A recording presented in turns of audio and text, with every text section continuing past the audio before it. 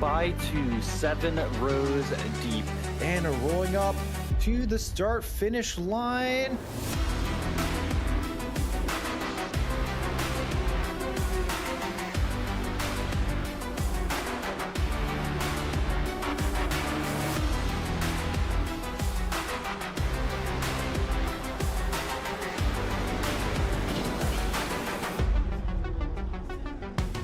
It looks like Asher going a little bit off track as the inside as they can. Sebring making an amazing dive into turn 1, and electroshocks off. Eggful gets the move, but MNU trying to take a move. Big contact from 5 different punches. Big incident with Snowdog, our leader. As we head into town row, it's a big crash. It's a big crash between the two title contenders.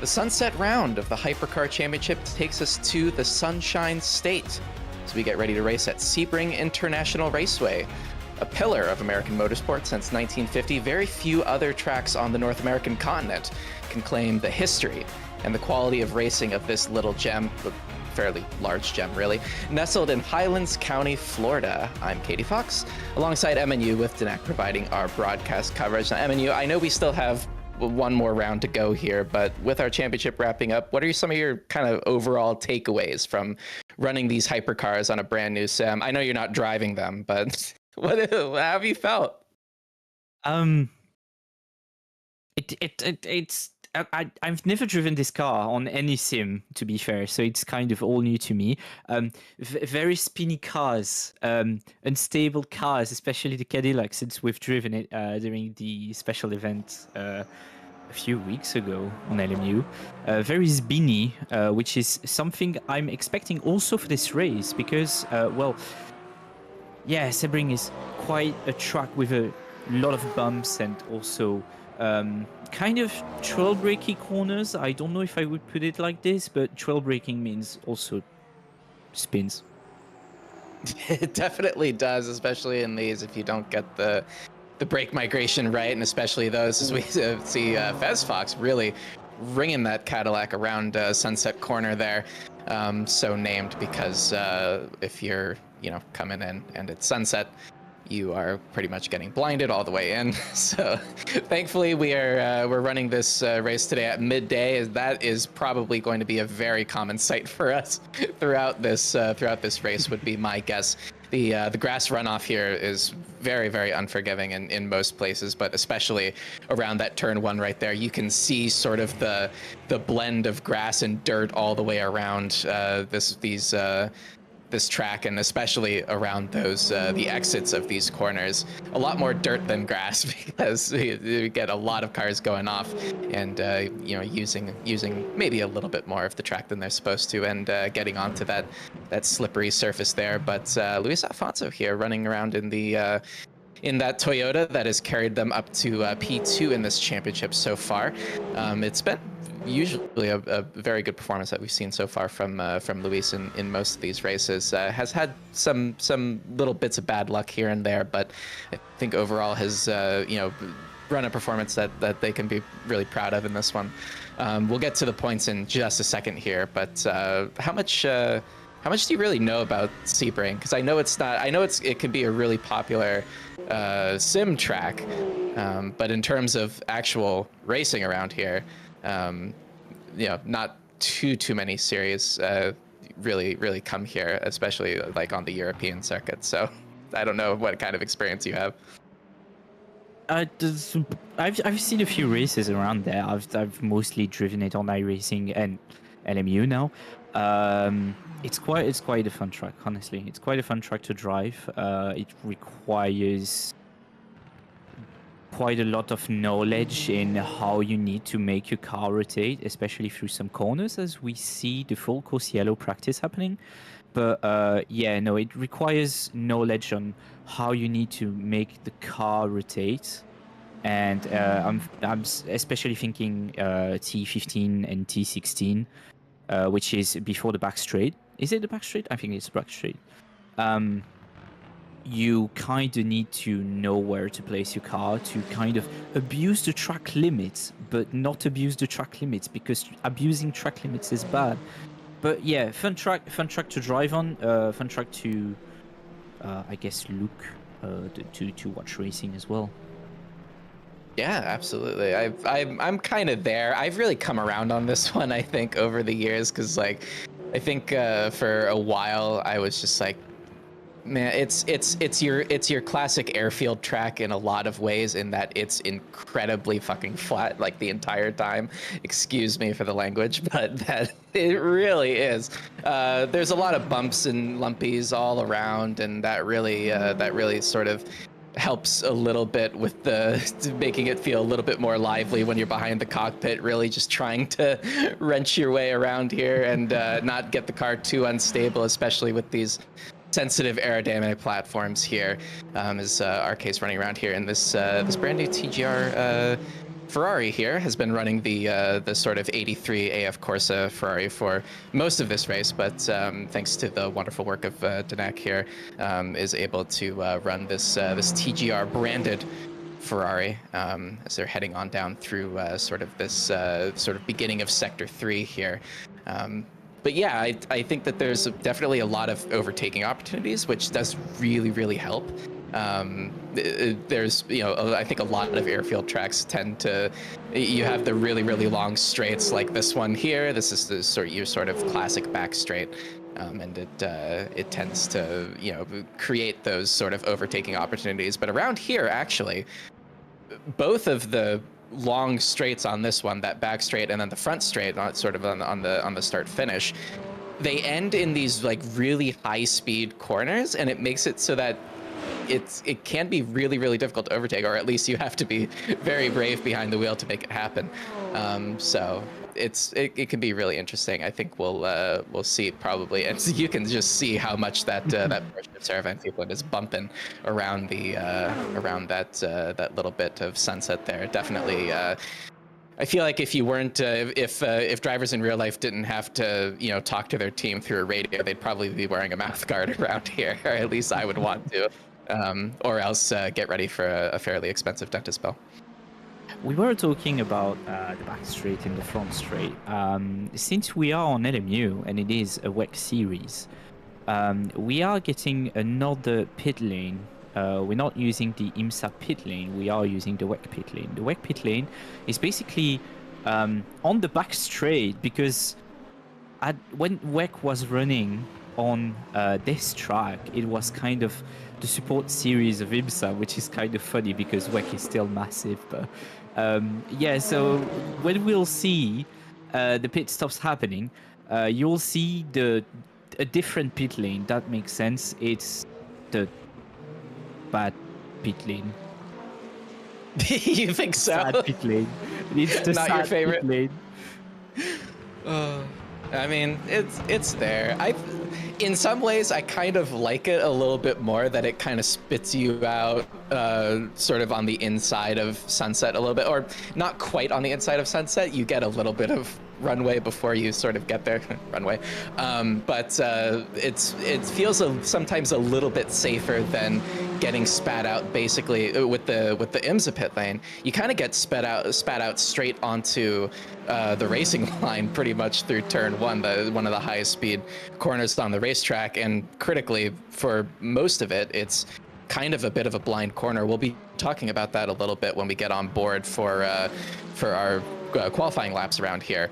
But it's really hard to see cars on the exit of turn one when you're in the middle of it, and kind of when you're in the middle of it is when you need to commit to your line. So that can definitely, if a car is coming out of the pits at the wrong time, that could kind of lead to potentially some issues. Hopefully we won't run into that today.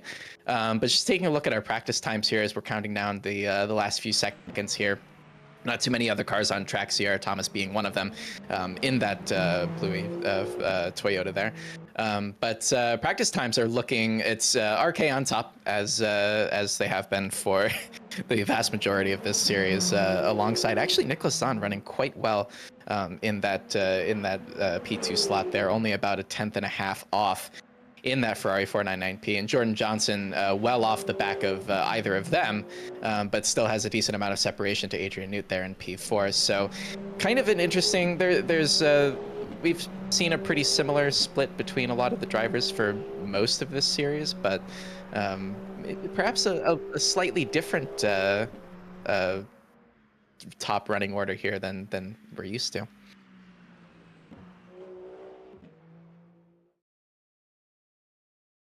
As we are heading on to the end of practice here, we're getting ready to give you qualifying here. I guess now would be a good time to take a run through the points, as we didn't mention it at the top of the show, but RK has already clinched the championship in this one. Is 11 points ahead of P2 here, which means that no matter where RK finishes in this race, they will have secured victory. So congratulations to RK in advance. We will try to get an interview with them at the sort of conclusion of this round. Luis Alfonso there in the Toyota in P2 has been, again, taking a couple of wins in this one, a couple of podiums, so has put in a really, really good performance, but just in some cases has not had the pace or the luck to keep up with RK in this one. Nicholas Zahn in P3 there in the other Ferrari. So decent manufacturer variety here at the top. And Sarah Van Fiepelen is going to be looking to compete directly with Nicholas Zahn in this one, because that last podium position there is absolutely still up for grabs. Could go to either of them, 75 each. And Adrian Newt there in P4 in the Alpine doing a heck of a job there to bring that Alpine up into that P5 slot. Has 64 points, quite a bit ahead, and in fact in the last round went ahead of Parker Olsen, who previously was holding that P5 slot. Down in P6 now with 57 points. And it's here in the midfield, it's still quite close between a lot of our drivers here. So a good performance from any of them could vault them up 1 or 2 places in this championship. And that could be big for their points as well. But sort of the rest of our top 10 here, we have Tyler Van Beek in the Sada. So good performance from them in that car. Jordan Johnson there in P8 again has had some bad breaks in this series, but generally the paces looked really good. Fabio Sol in P9 and Sierra Thomas rounding out our top 10s. So, recent promotion from Sierra Thomas as well in our series, and has definitely proven that they have what it takes to sort of hang at the top or towards the top of this table. Alexander Van der Voort over there in the other Alpine, the Alpine that was doing our disappearing act in our last broadcast, but they're on the grid today. And hopefully we'll be seeing a lot of that Alpine in this one. Fury April in P12 there in the other Ferrari, not the last Ferrari on this table, but the last one that has sort of scored a significant number of points, and has actually brought that Ferrari up 2 places from where they were last week. Fez Fox there in the Cadillac in P13. And Eduardo Alvarez in P14 in the other Toyota. They're tied on points as well, so we'll be looking out for that battle on track, as well as where Fury April ends up setting up. So we'll see how it goes.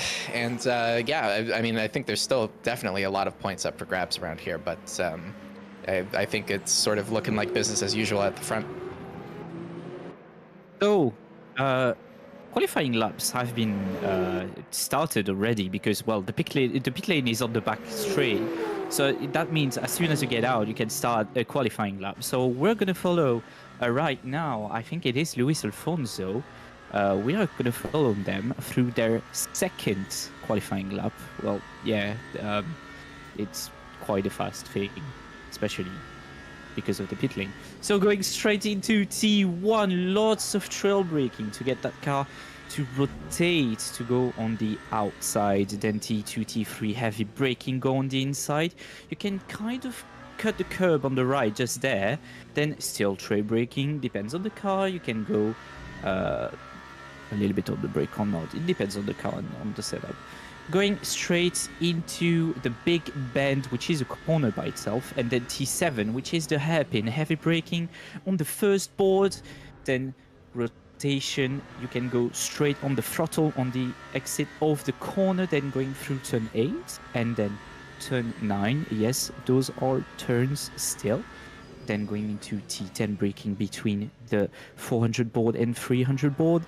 Then going into clear turn 11, meeting turn 12, heavy braking turn 13, which is a complete 90 degrees angle corner. This is like a perfect 19 degrees angle corner.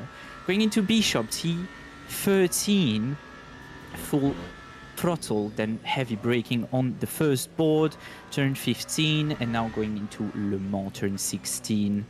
And then on the back straight, which connects turn 16 and turn 17, which is the sunset bend, full throttle. I mean, that it's a straight, there's no other choice than going full throttle anyways. Braking. Kind of a trail braking, not much, but still does the rotation. Then quite early on the throttle to get into the start-finish line and get a 146.2. Ooh.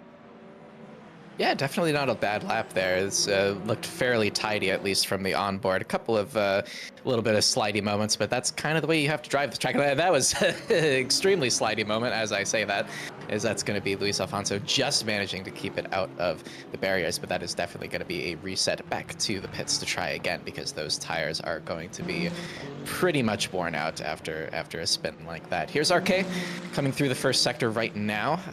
Definitely one of the more technical parts of this racetrack, and there's definitely a lot of places where you're sort of flat out, but you're still kind of turning a little bit. And definitely for those drivers that are more used to the sort of wide line that you get, sort of trying to get out of Le Mans corner, turn 16 onto that back straight. It's really hard to resist sometimes going all the way out, sort of over that white line on the left side, and you will get away with that in iRacing. In fact, it is the sort of preferred racing line through that corner, but here on LMU, you are not going to get away with that. We are enforcing the track limits there, or rather, the game is enforcing those track limits. So RK here, not too far off of that target time of 146.2 right now. That was RK's last time, and they're going to be looking to improve on that here. It looks a little bit like they're not going to, but still really similar times, so is looking quite consistent, at least in this part of the racetrack. Getting on through Sunset here and taking that pretty wide line, the sparks flying off of the bottom of that Ferrari there. The sort of what is that called on the bottom of the? It's the skid board, something like that. It's board. But yeah. The skid thing. Yeah, the wood board on the bottom of the car. Yeah, that's called the skid board. Yeah, that's where those sparks are coming off of. There's or the skid plank, I think is usually what it's called. Those are on most really aerodynamic heavy race cars where you're running the car very, very low to the ground. It's part of a sort of enforcement mechanism to make sure that you aren't running that car too low to the ground, as well as just a way to make sure that if you are scraping the ground, as you are for a lot of this lap with this very bumpy track surface, that you're not damaging any of those important aerodynamic bits down there. There's a little bit of clearance between the car and the important bits, so you can almost see it a little bit on the underside of that Ferrari of Parker Olsen as they are heading around turn 13. This looks like right now, and just trying to extend that track limit as much as possible. The times are looking pretty close once again.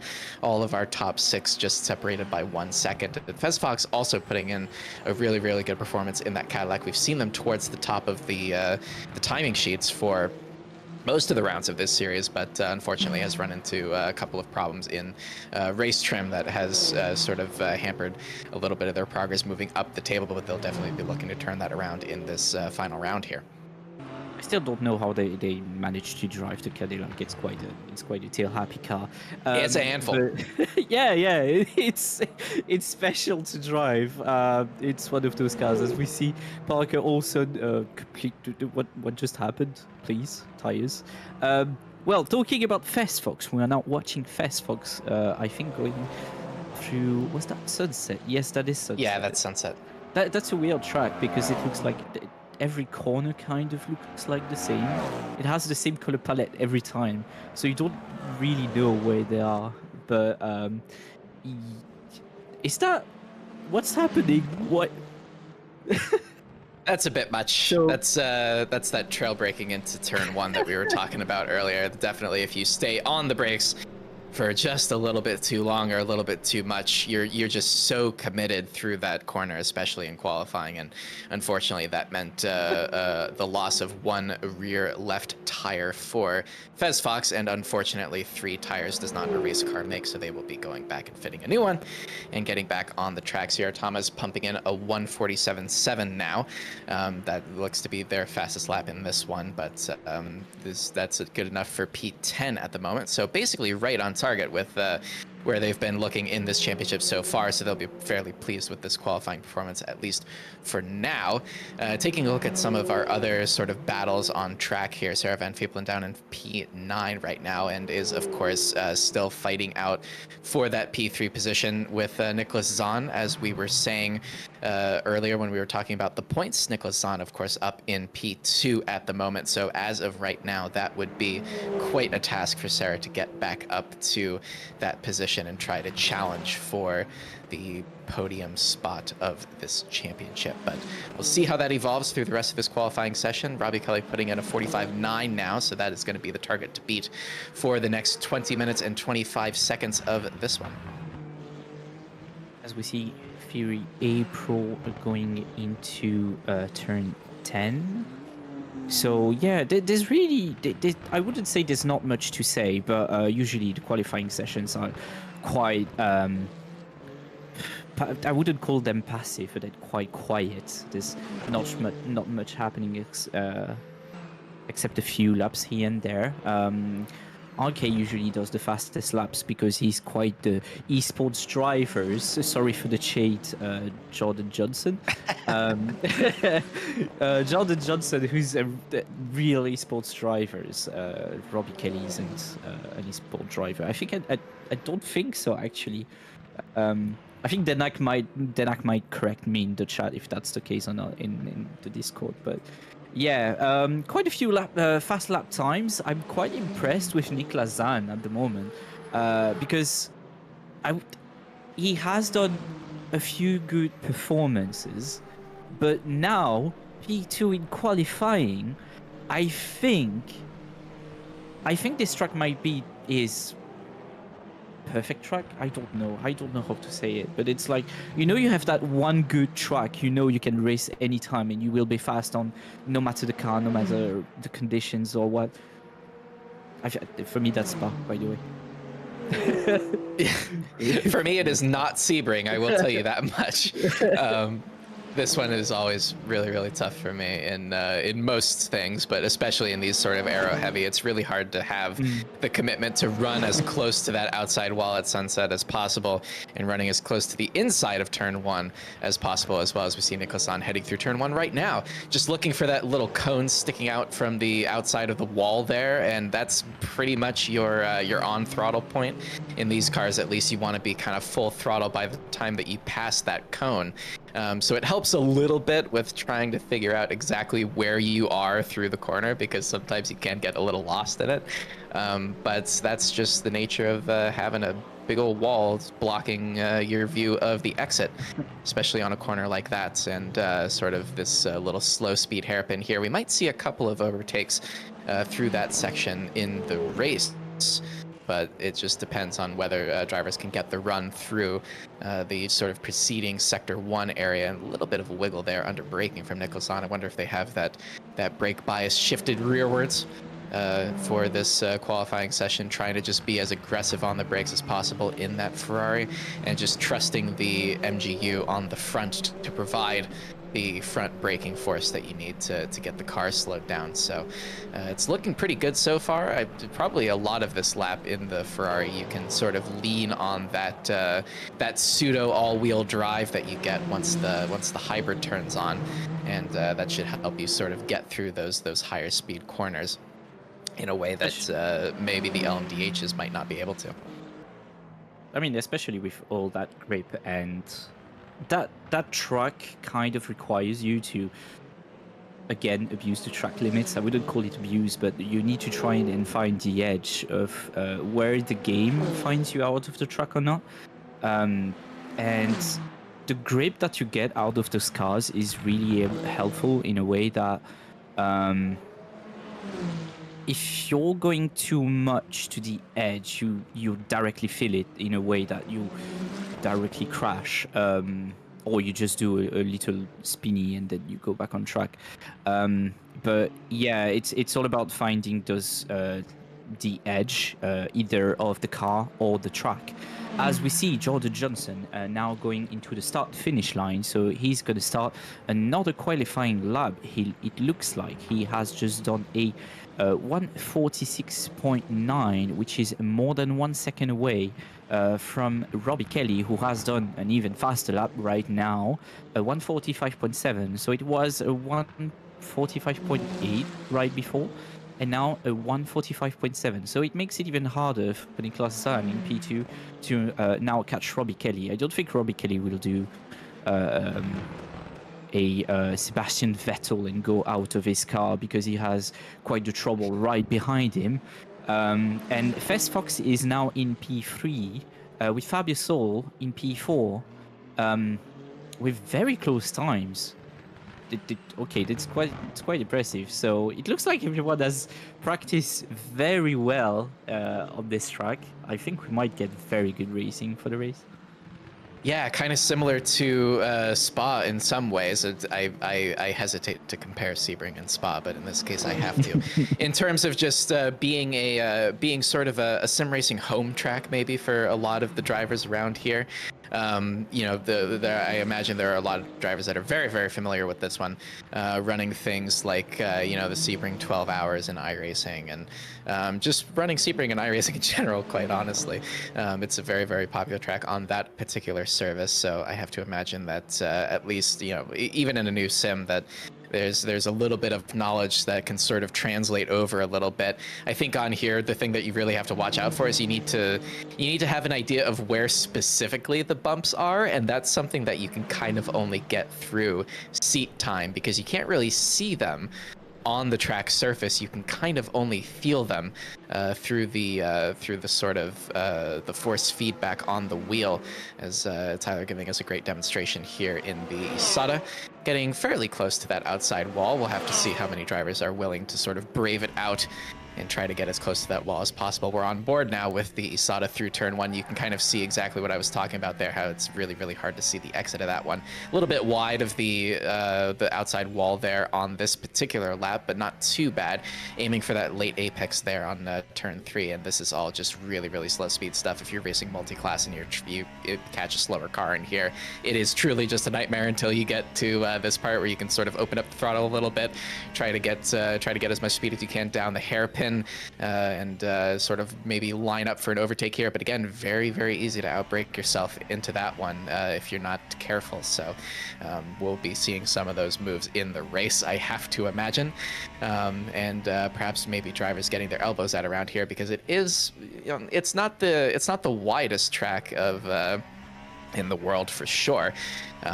It sort of has to conform in a lot of ways, I think, to the sort of surrounding terrain around here, and sort of trying to get through these walls as much as you can. But yeah, lots of grass runoff, as we said before. A little bit of background on this one. We have what is this? It's a fairly long lap. We got 3.7 miles, or just a hair over 6 kilometers, 17 turns, as we were talking about. And in these cars, I think it's always interesting to kind of look at the real life lap records around here. So in hypercars, I believe it is a 47.8 is the real-life lap record by Sebastian Buemi in the Toyota GR010. So we've already beaten that today. So fantastic work to RK, who is apparently a better driver than Sebastian Buemi by about 2 seconds. So That's a wild thing to say. You're taking the credit away from Sebastian. Poor guy. I'm sure he's gonna be crying in his bed tonight now. yeah, he's watching this. Hey, Sebastian, if you're watching the stream. But yeah, no, I kind of understand. Like the track is not really that wide, but it's basically on the straight. It feels like sometimes on the straight the track narrows a little bit and then widens for any corner. It's one of those tracks, I call it dive and overtake, because it even though you can overtake you can overtake it at a few spots here and there. Most of my overtakes have been under braking, especially, for example, at the hairpin, T7, or at T10, or the tower corner, T13, and also at T17 at the sunset bend, because of course, why not? But yeah, no, it's a very brake, dive, and pray that you make the overtake kind of track. It kind of works. You have to pray that it works. But yeah, Adrian Youth has done a 47.5. It looks like the qualifying times have been now quite consistent. I don't think there has been much move. There's Parker also now in P4, Jordan Johnson in P3, and Niklas Zahn still in P2. So it looks like everyone under Fox have been. Fez has been overtaken by Jordan Johnson and Parker Olsen. For sure. An old Ferrari. I think it's an old Ferrari. It's a Ferrari 1, 2, 3, 4 at the moment. So both of the front rows being occupied entirely by prancing horses, which that does not remotely surprise me, given that it's a very strong car in this game at the moment. We will see if in the future there's any sort of balancing that happens with this class to try to perhaps rein in the horse, but for now we have to deal with it. And honestly, I feel like Fez getting even remotely close to these times, it does hearten me a little bit, just to know that you can get a different car, and in fact a different type of car. You can get an LMDH up into sort of the competing the upper echelons of this particular series at the very least. We do have one retirement already, unfortunately, as we are heading into the last 10 minutes of this qualifying session. That would be JPEG Fox. Unfortunately, has to retire due to an equipment failure, which is very unfortunate. But you really can't account for all the vagaries of hardware as far as LMU goes, especially. I recently had a point where I was trying to sort of join an online session and my game would crash every single time I loaded in. And that's the sort of thing that sometimes it takes a little bit of kicking it, hitting it with a wrench a little bit, but you can't get it to work. I would say that was probably my first time having a serious issue in this game in a while, honestly. We mentioned it a little bit up top, but this track is not the usual fare that we see in the World Endurance Championship, at the very least. This is a track that, of course, hosts the Sebring 12 Hours every single year in the IMSA WeatherTech Championship. It has hosted that every year since 1950, which was when this track opened. So definitely a very storied history around here. And the 1,000 miles of Sebring, a slightly different way. I'm not sure if 1,000 miles is also 12 hours. I think it might be a hair under 12 hours. There's an 8-hour time limit apparently. So it's more in that sort of like 6 to 8 hour range. So definitely not 12. But it's hosted that for a couple of years as just sort of like a fill-in event. It hosted in 2019, and then in 2022 and 2023, as in this game has World Endurance Championship content up to the 2023 season. So we thankfully it just hit the cutoff to get into this game. Same thing with Portimao as well, although it is not hosted in the championship anymore. And one edition, apparently, of the Formula One United States Grand Prix in 1959. I can only imagine what it would have been like to try to drive one of those, what do you call them? Just kind of steel hot dogs welded together with an engine on the back of them around a track like this. It had to have been insane, but there you go. That I think I would be more scared than anything else. But yeah, we might have been out of the steel hot dog phase by 1959, but I'm not 100% sure. Good news, good news. Also for the for the LMU drivers, there's also a few updates coming on for the game. There's the ELMS content that's happening soon. I am pretty excited for that. I think you are as well, Kady, because we are getting the LMP3. We are getting also unrestricted LMP2s because the LMS runs unrestricted LMP2s. And we are getting, I think, 3 new trucks have been confirmed with Robbie Kelly that's doing a little bit of a wiggle. We are going to get, for the next update, Silverstone. And I think Paul Ricard and Barcelona have also been confirmed for the few next updates after That sounds right to me, yeah, because that's the that would round out then everything in the current European Le Mans Series Championship, which does run on slightly different tracks. They're all still, you know, Grade 1 circuits. This circuit is, I think, one of the only Grade 2s in this game. But you know, generally you want to run sort of top tier series on top tier tracks, so that tends to be the typical fare. But yeah, I can't say that I've ever really super been a fan of Paul Ricard, but definitely Silverstone and especially Barcelona. I think I'm really excited for this game. I've done a couple of things on you know, for like AMS2 as RK heads back to the pit lane. That's that alternate pit lane entry that we were talking about, so sort of entering right in the it's almost kind of part of the entry is on the racing line through this particular part of the racetrack, so definitely we'll have to be watching out for that in the race to make sure that nothing funny happens around that that pit lane entry. But as far as, like, you know, Barcelona goes, I feel like it's being run in European Le Mans, which of course does not have the hypercar machinery in it. The fastest cars in that are LMP2s, albeit with a little bit more engine power behind them. But I think that's still, and actually just driving straight through the pit lane. I don't know if that was for the through or showcase. just That was for the pit lane. yeah. Just thank you RK for showing us how the pit lane works around here. It's really helpful. But yeah, I think just having more track variety is only going to be good for this game, and we can do nice little what ifs. Like, what if there was a World Endurance Championship race at Barcelona? I imagine it would be really fun.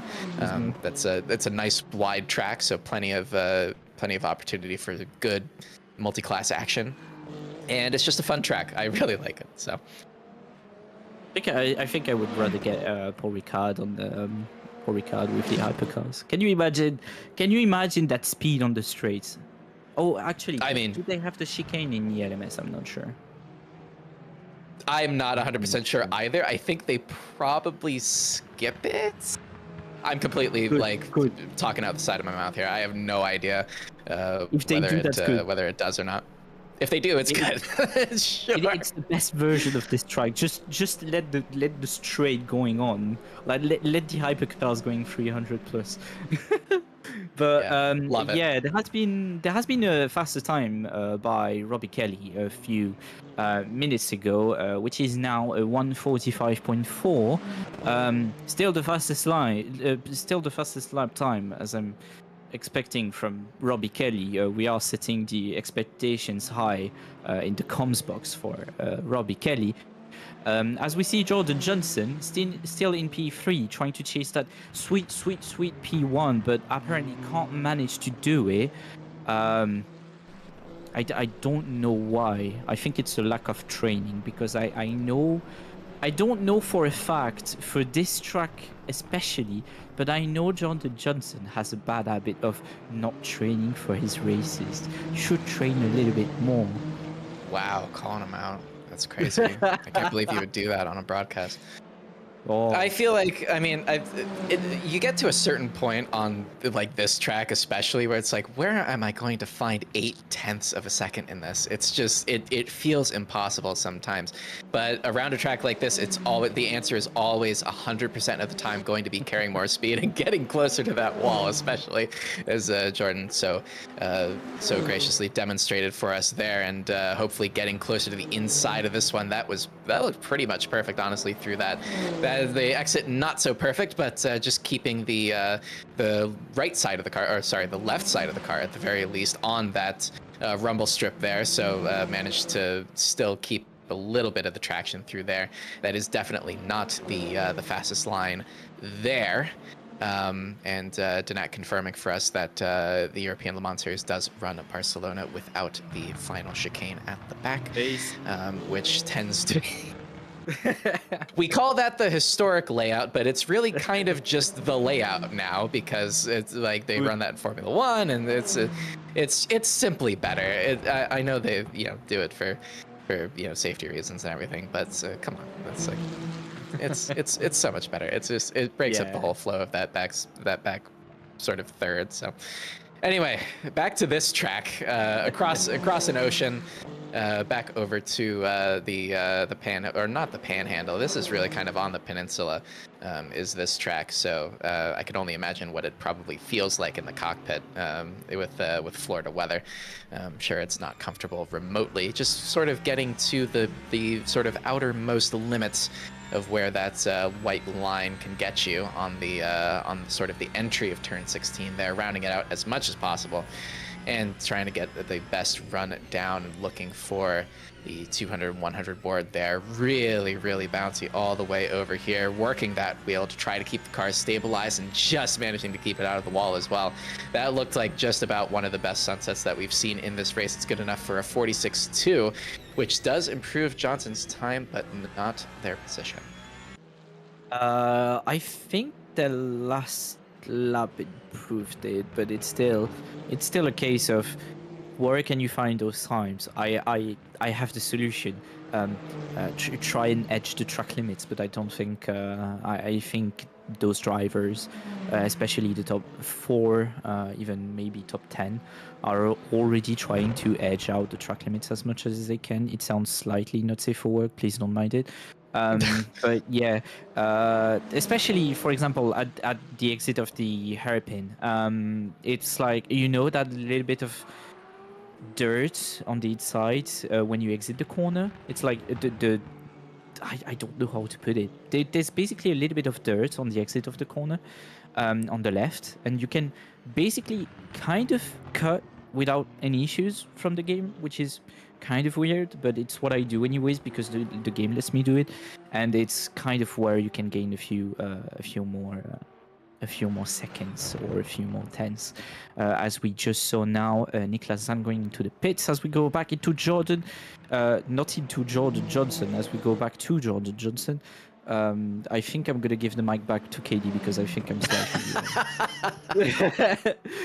I think the comms box is going down now.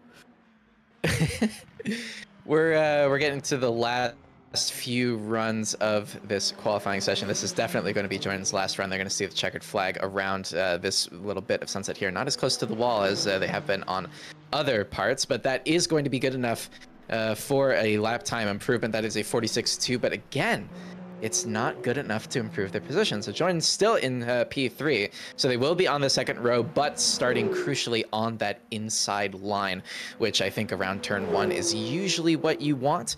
But again, it's such a high-speed corner, and there's so much room on the exit that you can really make that outside line work in the race. So we'll have to see which one ends up winning out, as that's a little bit of a wiggle there on the exit from Luis Alfonso. So maybe lost a little bit of time through there. It's going to be a 46.7. That is not going to improve their position, but they will finish in P7, which is, I think that's a fairly good time from them, all things considered.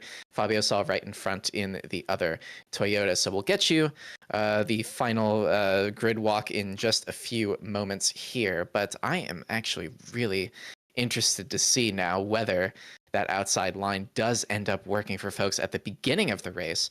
Again, being on cold tires, it is probably going to be a little bit sketchier, especially if you're trying to carry more speed around the outside.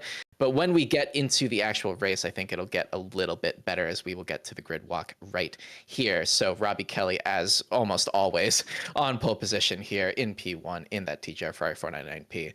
And Nicholas Zahn lining up right behind them in P2, Jordan Johnson in P3 there, and Parker Olsen rounding out our all Ferrari top four. Fez Fox in P5 in that Cadillac, so a good time from them. Fabio Sol, as we said, in the Toyota in P6, and Luis Alfonso right behind and to the right in P7. P8 is Adrian Newt in the Alpine, and P9 is Sarah Van Fieplin, so a lot of work for her to do if she wants to get up to Nicholas Zahn up there in P2, and then rounding out the top 10, we have P11 is Sierra Thomas and Victor Freys in P12, so an all-Toyota row there. P13, the other Alpine of Alexander Van der Vood, and Fury April behind in P14. And rounding out the back of our grid here, we have Blade Wolf in the Peugeot 2024 in P15, and Jesper Swingley right behind in the Ferrari. So Ferrari's bookending our grid here and scattered all throughout as well. Quite a peppering of Ferraris, I think we've seen throughout most of this series, and I think that's probably fairly indicative of where the game is at right now. It is simply an easy car to drive, and it is simply fast. But as far as the rest of the balance of performance, I think they've done a fairly good job, at least with different cars sort of having their strengths and weaknesses as we get ready for our shorter formation lap. They're starting on the back straight right now, and they will be rounding out Sunset to take the green flag. We still see the Ferrari on top, as we see as we saw the four Ferraris in P1, 2, 3, and 4. But yes, as Denak decided to now show the Ferraris at the back of the grid. But yeah, no, it looks like the Toyotas are having quite a hard time, especially comparing to the other races. They were quite a bit more in maybe sometimes P2, P3, but now it looks like they're struggling, at least in qualifying pace. We'll have to see what happens during the race, because one thing I like about Sebring is T1. T1 is very chaotic, and I think I'm not gonna bring them doom, but I think there would be spins here and there, especially on the first lap. I mean, if not contact, then at the very least, I'm definitely expecting at least a couple of cars to find that grass on the outside, that dirt. You can, again, I think we were saying it is a little bit more forgiving, sort of as soon as you get off the line. Because it is dirt on the outside, but because there are so many cars running over it, it is pretty hard packed dirt. So you can still make it work as everybody starts rolling off the line here. You can sometimes make it work with getting just a little bit off of the rumble strip there and onto the dirt. It doesn't slow you down or kick in your traction control too much, whereas maybe in some other more sensitive cars, you might sort of immediately be finding the barrier if that ends up happening to you.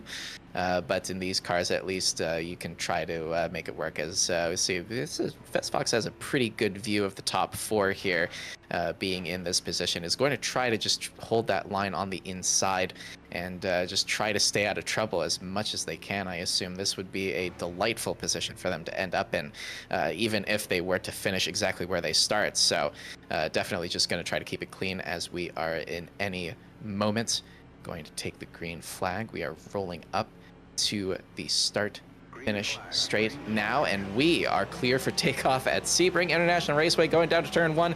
Looked like everybody got by pretty close here. It's going to be one of the Ferraris ducking to the inside. That's Jordan Johnson, and that's going to give the opportunity for Nicholas Zahn to try to run around the outside. We already have a car off on the outside there. 2 cars off, 3 cars off, 5 cars off, and that's going to be a big shunt there for Fox. Unfortunately, that's just not what they wanted at all. They are going to be back there with Jesper Swingley, but in the front we have Kelly, Johnson, Zahn, Alfonso taking a couple of positions there at the start. That's a really good start from them, and then Parker Olsen up into P5, Tyler Van Beek up into P6 in the Asada. So a lot of sort of promoted positions here, and Sarah Van Fiepland already getting pretty much, getting some good progress here towards the front. Is going to have to make up some more ground still to get back into this one and start fighting for Zahn up there in P3 now. But that's an absolute disaster for most of our, not most of our drivers, but a good chunk of those drivers sort of in the middle and the back there. That looked like quite a gaggle on the outside of turn 1. Looks like everyone on the outside lane got it safely, kind of. It's usually the safe line to get, but yeah, as we see right now, Niklas Zahn is now P3 because he got the outside lane, but still, at least he didn't crash. That's a good thing because he's now in his position right now. He could be finishing in front of Sarah Van Fiepland. As we see, Adrian Newt. So I think there's a fight between Adrian Newt and Thomas, Sierra Thomas Van Fiepland. I think it closes to Fabio Sol. So there's like a little train of 3 cars going on at the moment. Maybe an overtake to expect on T1 from them. And I just got the com from Denak that Fox just DNF'd. I saw the incident. It was quite a harsh one, so it's no wonder they DNF'd. I think I might have cursed the race a little bit by saying what I said before the race. I'm sorry to all the drivers and to everyone driving right now.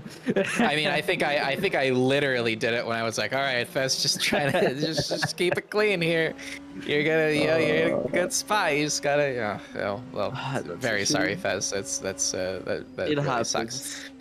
Sarah up here in P7 is chasing down this Isada here. That is quite a wide line there, and I think actually a little bit of a narrow line also from Tyler Van Beek up there in the Isada. So just sort of different interpretations of lines around here. I think Sarah just kind of had to check up there. Maybe a little bit of a cheeky park on the apex there from Tyler Van Beek, just trying to halt Sarah's progress a little bit here. But of course they have to make sure that they don't lose touch with P5 up in front. Shouldn't be too hard to do that, at least here, but looks like Robbie Kelly up in front has already broken away from Jordan Johnson by just about a second. In fact, it just crosses over to the 1 second mark. Now that's a lot of brake smoke up there at the front. I wonder if somebody went off. It looks like there is indeed a car off. That looks like RK. It was made quite a hash, it looks like, of that complex there, and is going to rejoin the track right in front, actually right in between this brewing battle here between Sarah Van Fiepland and Tyler Van Beek. That is going to be pretty much a dream scenario for Tyler and pretty much a nightmare scenario for Sarah Van Fiepland with RK slotting in right in between them there. That is going to be tough for her. So she has another car to contend with in between the two of them, although perhaps not for long, because it looks like RK is already going to try to get around here, is sort of signaling towards the inside. I wonder how hard Tyler is going to fight this. It looks like they might not have the juice to be able to do it. They're already side by side here heading into turn 3. I can't imagine they're going to want to lose too much time here. But they're trying to make that outside line work. It's giving Robbie a fight for the position here, and Robbie finally manages to get through, but that did lose Tyler a little bit of time. It might leave them vulnerable to the Porsche on this straight. We'll see what happens here in the hairpin, as it looks like Parker Olsen is now giving a little bit of the go-ahead here to Luis Alfonso, who has found themselves in P3 now with that little bit of mistake there from Robbie Kelly. So we'll see how long they're able to hold on to that. Expecting Robbie Kelly to get up that that grid really fast. I mean, he's a really fast driver, as we saw it during the qualifying. 4/10 faster than I think everyone else. I'm not sure, but yeah, we see the fight happening right now between the Toyota of Luis Alfonso and the Ferrari of Parker Olsen. Parker Olsen, who doesn't have a livery because I think the livery was made to Ford. I think that was made for a special event. Never mind. So yeah, Luis Alfonso going on the back straight at the moment, as we see the pit lane on the left, still going against Parker Olson at the moment. I don't think we should expect. A dive from anyone here. Oh, I think we just saw Luis Alfonso maybe going a little bit too much on the outside, which leaves the door open for a potential overtake on turn 1 by Parker Olson. Parker Olson's taking the outside. I don't think that's going to work. Maybe try and go for a switch back. No, doesn't quite make it. We see the yellow car now of Robbie Kelly right behind. I think it depends. I don't think Parker Olson is going to leave the position. So back to Sarah Van Pimpland, a little bit of a train behind from P6 down to P10, so to the Alpine of Newt. So we go back to Robbie Kelly, who just overtaken Parker Olson, who's now chasing the Toyota of Luis Alfonso, now going into turn, I think that's turn 9?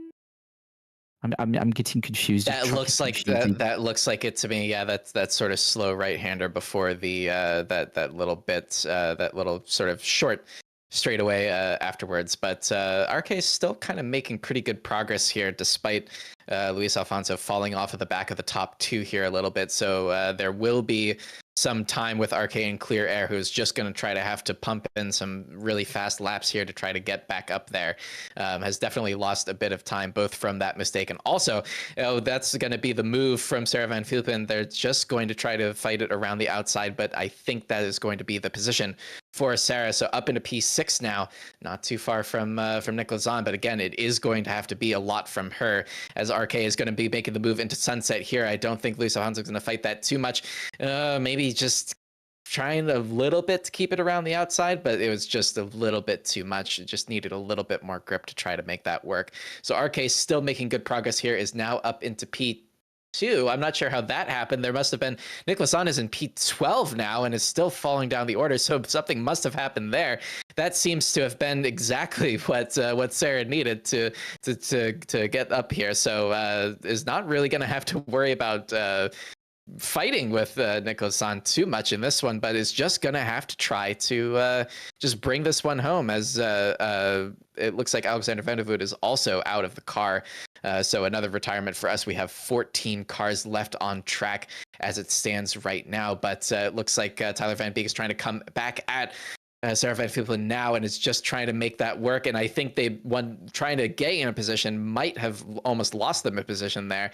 It could, because they are definitely still fighting with Sierra Thomas there in P7, who has been running a really, really good race so far in this one. Fabio Sol, of course, having a great view of all of these cars and is just looking for an opportunity to try to get around one of them with all the fighting that's occurring. But this group, it's really, really heating up.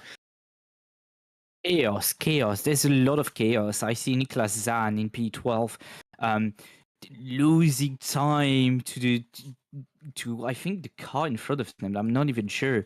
I don't know what's happening. I'm so confused. I think I cursed the whole grid. I'm so sorry. So yeah. Fabio Sol in P9, Toyota, the Prius as we call it, following I think that is Adrian Newt, looking maybe for an overtake on the inside on the Sunset Bend. Not quite works, as we see a few cars in front locking their tires a little bit. So that is an overtake that isn't an overtake. Thank you for the deny. That was an overtake between Fabio Sol and Adrian Newt, but Adrian Newt took the position back as Adrian Newt goes out of the track, leaving maybe a little space for Fabio Sol. Fabio Sol looks like he gets the position done. So now Fabio Sol is gonna get the Toyota of Sierra Thomas, and maybe, who knows, the little Isotta, the Coud of Tyler Van Beek. But maybe if he can stay consistent and does clean fighting, he can go back up the grid. Parker Olson in P4 fighting against Luis Alfonso. I hope they are having fun at least.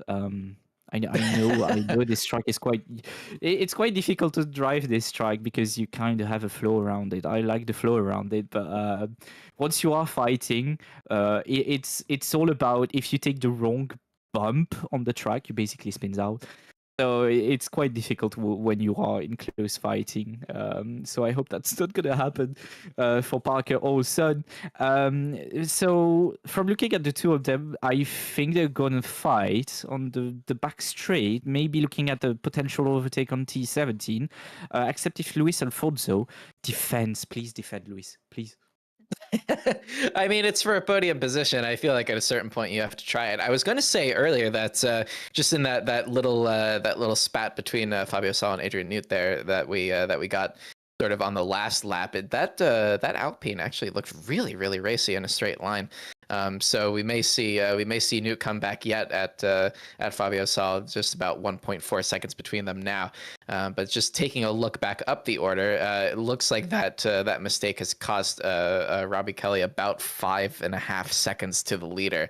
So they are going to have to really pump in the fast laps here to try to get that to work, because Jordan Johnson has also been quite strong on the race pace here so far. So RK is going to have to do it a little bit wide there for Luis Alfonso. That may just open the door for Parker also to get on the like side, almost on the grass there, trying to just get into that inside line as it opens up, and is going to be well ahead now here into the hairpin. A little bit of a lockup there from Luis Alfonso, but I think that is just going to be a little bit more. They were a little bit side by side on the exit there, but I think that Alfonso just had to pull out of it. So that is Parker Olsen up into P3, and that will end up restoring things to order once again, with our podium being all Ferraris again. The natural order of things, having a Ferrari in P1, P2, and P3. But yeah, we got apparently an issue with the cars behind. It looks like Jesper, Vic, and Zan got lapped. I don't know where they are on track at the moment. I wonder if at the moment Niklas Zan is in the pit lane, apparently because of the disconnection. So thank you, LMU. But yeah, I think that's our fight for P3 in the standings done. I think that is a P3 confirmed for Sarah Van Vibplant, who's in P5 right now.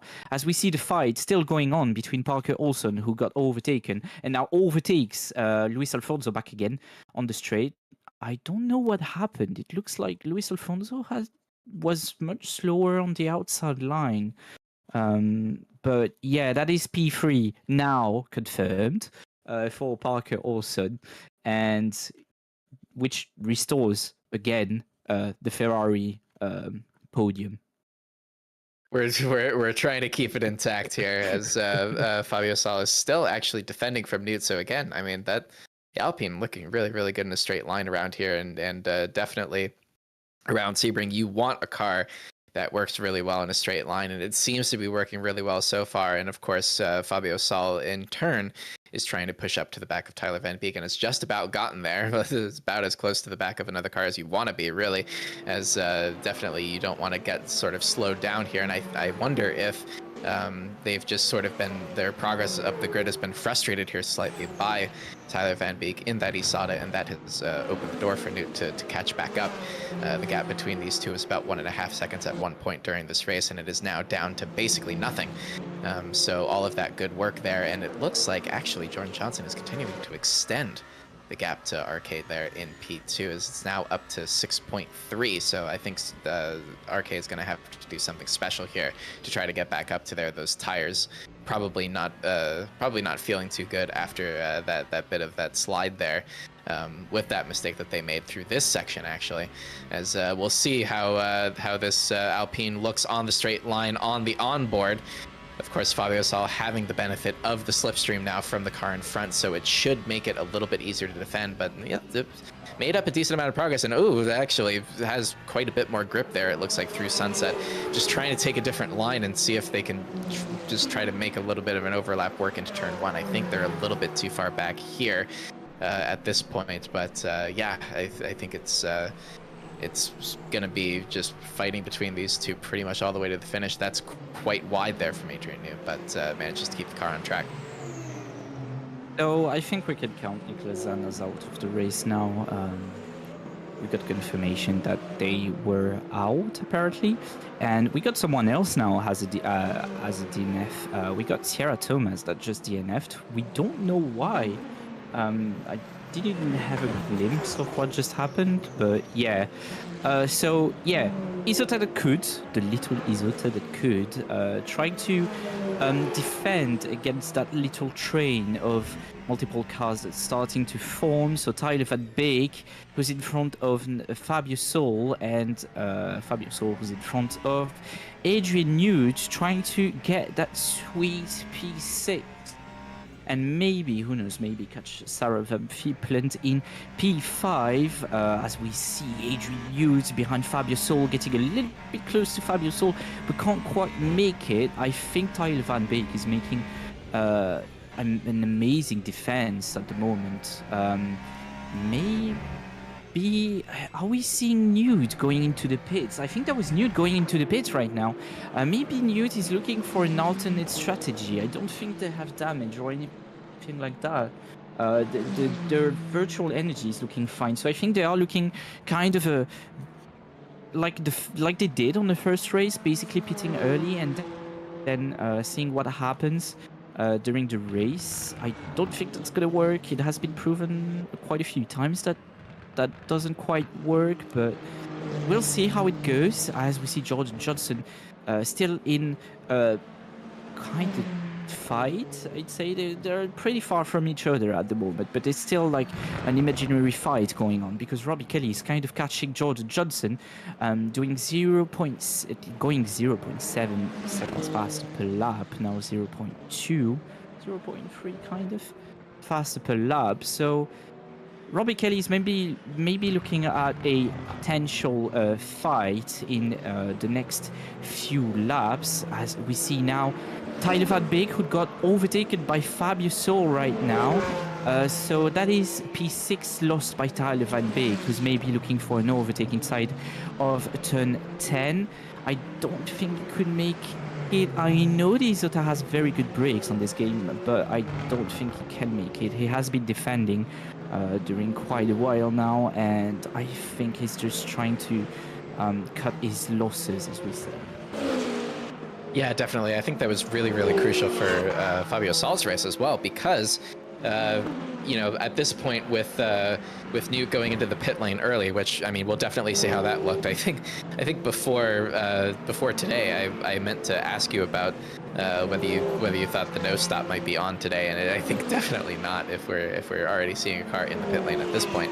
I wonder if anybody is going to end up trying it, but definitely for Fabio Sol, they are going to want that clear air to try to push for lap times. It's kind of exactly what Jordan and Robbie are doing up in front, which is, not really fighting on track so much, but fighting for lap times. Is, can I go faster than you?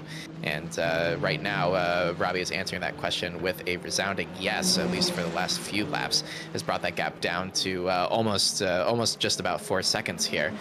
But Fabio is also going to be trying to compare with Newt's times here as well, and that should be a little bit easier for Fabio here, at least, because they are going to be carrying less fuel, so they will have sort of the opportunity to, have a lighter car, maybe, be able to carry a little bit more speed through the corners here, and that should hopefully help them in that particular quest. But Newt definitely trying something here, and is, currently falling off the back of Blade Wolf even, that gap extending slightly between those two. So at least so far, not sure if it's really worked out. But yeah, we'll see how that continues to evolve throughout the race, and especially once we get around to pit lane time. It looks like Jordan Johnson and Robbie Kelly are basically outlapping at this time, with Robbie Kelly, as you said, slowly catching Jordan Johnson, because, well, Jordan Johnson and Robbie Kelly are the only ones with a sub 1 minute 47 lap time.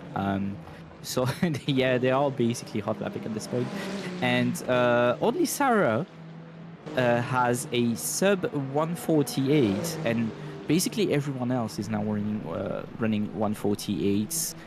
flats or higher, which kind of makes sense because I think in the middle of the field there's usually fights going on right now. But yeah, about the virtual energy, as you said, yes, this is definitely gonna be a pit stop race because there is still 39 minutes and 40 seconds. And I think around all the drivers are at averaging maybe 57-58%. So their usage has been quite high, around 3.9% per lap, which is even higher than what we had at Spa. But I mean, it's not quite higher, but I mean, for the track length, it's quite a bit higher compared to Spa. So yeah, there is definitely going to be some pit stops at the end of the race. Okay, when you kind of led off with that and you were like, 58% through, we're just about halfway.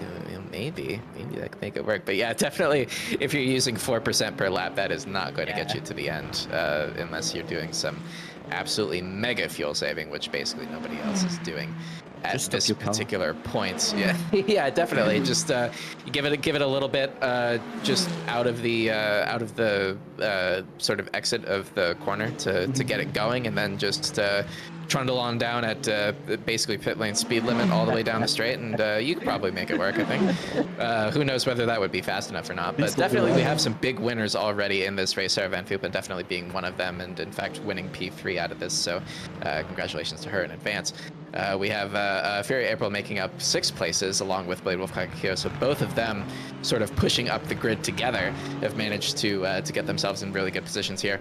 Newt down 2 positions, but of course that's because they already took that early pit stop, so we'll definitely, by the time we get around to everybody getting in, they will be probably back up in that sort of P6, P7 range.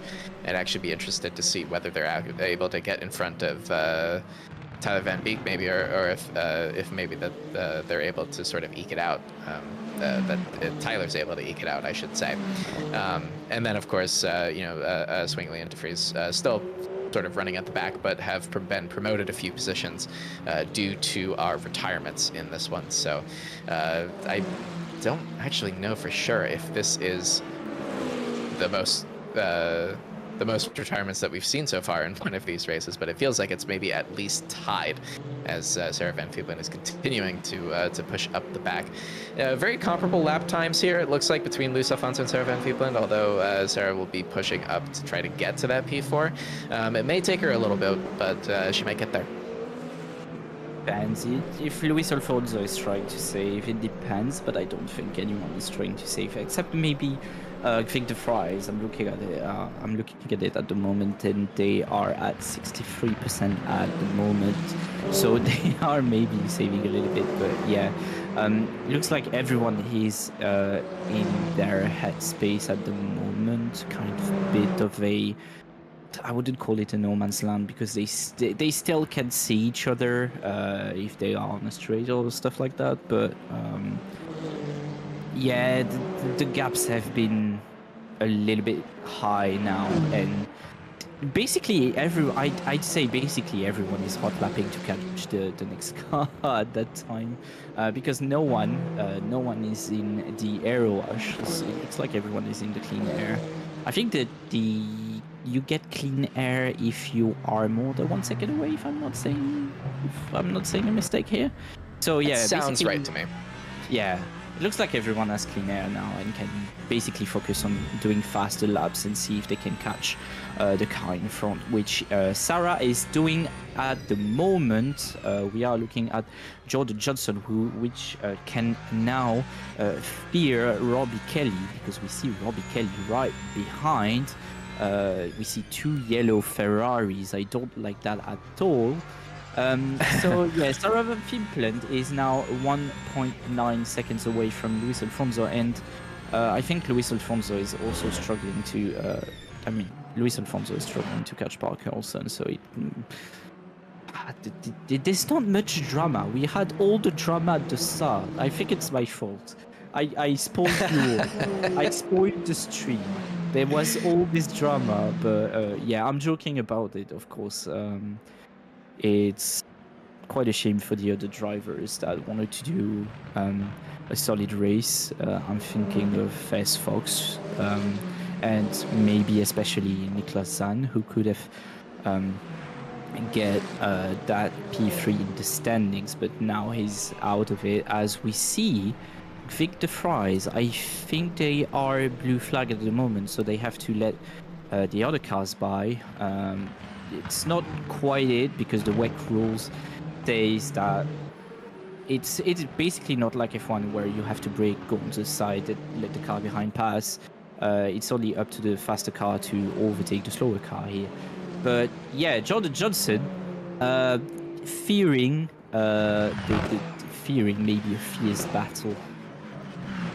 Yeah, I was just wondering if Jordan was backing off a little bit to try to, you know, save the tires for later on in the race when they'll be actually fighting for this position. And it seems like they've been able to respond, at least for now.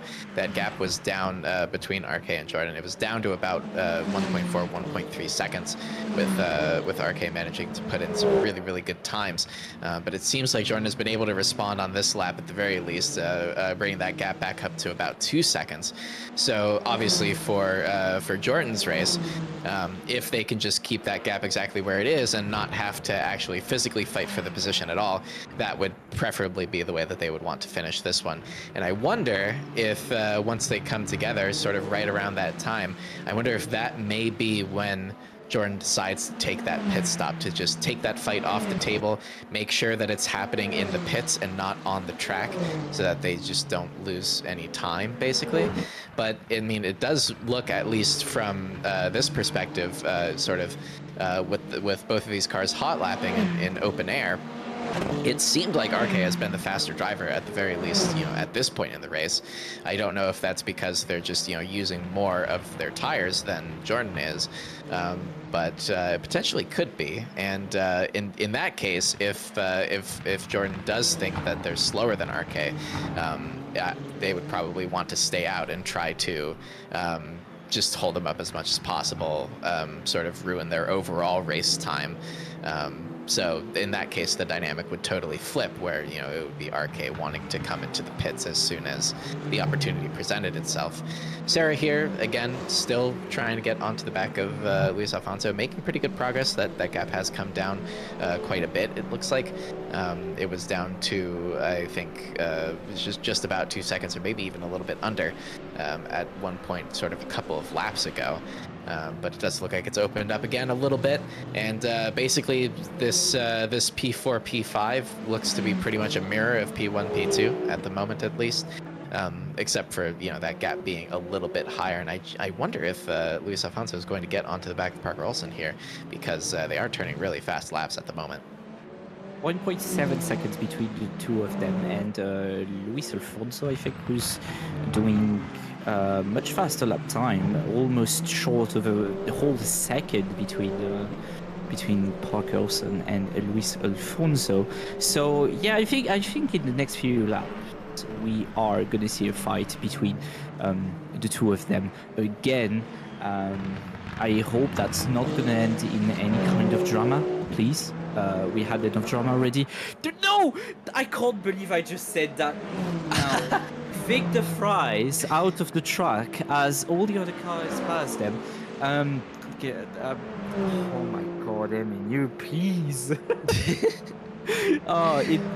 I'm sorry to all the drivers. Just keep saying things, you know.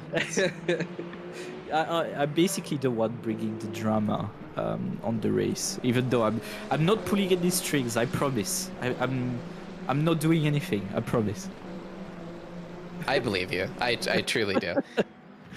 Gap coming down again between Jordan Johnson and Robbie Kelly. So again, the lap times still sort of going RK's way at the moment. It looks to us, at the very least, like it might have been a really slow sector one that might have cost RK a little bit of that time. So RK maybe pushing a little bit over the limits of that car, which definitely, I mean, they have to probably be going as fast as they can go at this moment in time. So again, you know, probably not taking super great care of the tires, and that may come into play later on in the race if Jordan is able to just be nice and consistent here out in front, you know, keep that gap at a comfortable spot. And just for, you know, I think this is a pretty classic Jordan race where, you know, just really hasn't put a foot wrong for the last 30 minutes pretty much. We are now in officially the halfway point through this race, and I think you really got it earlier, MNU, in terms of just, you know, we had everything at the beginning, and now things have, you know, more or less settled down. Sarah Van Fuepelen kind of now drifting a little bit away from the back of Luis Alfonso at the moment, so not a whole lot of battles happening on track, but we do get to take a look at the lap times and sort of see where everybody is, and of course we get the added little bonus treat of this fight out in front in at this pace probably a couple laps time, as long as Arcade doesn't make any mistakes. And it looks like right behind the two of them, Luis Alfonso is still trying to catch Parker Olsen, but is struggling a little bit to get that pace back, while in P5, Sarah Van Fuepelen struggles even more. She has pulled back quite a little bit, maybe opening a potential door to Fabio Sol. So Robbie Kelly, the number 20, I think that number 26, because we don't see the numbers anymore on the HUD. LMU moment, my friends. But Robbie Kelly is now catching Jordan Johnson. Pulled back a little bit, 1.4 behind. Right when I say that, they are catching a little bit, and now they go back a little bit. Thank you, LMU. But yeah, maybe a potential fight going on for the next lap or the two next lap, which is the treat we are gonna get. Like you just said. Please fight. Please don't crash, but please fight. I just saw Luis Alfonso going shy of 1 second between them and Parker Olsen, but it looks like the gap has set back a little bit. And if we are going back to Jordan Johnson and Robbie Kelly, it's almost down to 1 second. And right when I say this, it's down to 1 second. Thank you, LMU, for cooperating. So next lap. I'm putting my bets on next lap. Please don't gamble. But I mean, we'll see. It'll be. It still looks like where RK is finding the time is in those high-speed corners. The car looks really strong through there, and actually also through the slow-speed stuff as well. Jordan may be a little bit better in a straight line, but it does seem like that's kind of where the dynamic is right now, with RK being just a little bit better in the corners, having a little bit more grip, which is kind of surprising if they've been pushing the car as hard as they have been for the last several laps, as it looked like that was a bit of a mistake maybe from Luis Alfonso there in P4, so that battle cooling down just a little bit. We hop on board here with RK, who can now firmly see Jordan Johnson in their sight line here at the moment. We're going to go on with the telemetry here, which you kind of see like you're trying to miss sort of the first apex here. Really big wiggle there from the Ferrari, so you can just see how hard that they're pushing here. Just trying to get that power down as soon as they possibly can, all the way up the gears into this little complex here at the end of the lap. Neither driver opting for the pit lane at the moment. I'm not sure what their fuel situation looks like exactly, and I think that might have been, that's where the time's coming from. I think RK taking that really close line in on the inside of turn 16 there, which really is able to give them a nice drive off that corner onto the back straight. And oh, careful. Don't want to bend that car in this section, especially because that wall is right there waiting for you. It's basically about it's still about how much you can go around the track limits, basically, as you just said. Oh, as we see Jordan Johnson going outside of the track and maybe opening the door for a potential overtake by Robbie Kelly. Not in this corner, but I'm looking right now on my map and maybe hairpin. Oh no, never mind. They are getting a little bit too far from each other for that. But potential. Now Robbie Kelly is in the dirty area, so I don't think he's gonna be that fast in the corners, but it all depends on driver skill now, I think, especially between those two drivers. We have Vossi in the chat saying cat versus cat. I don't know, because Plasma is not a furry apparently, so I'm not gonna say anything about that, but going into turn 13, Robbie Kelly may be preparing. Try and get that T14 right. I mean, it's not a complicated corner, but T15 and T16, trying to get that exit on T16.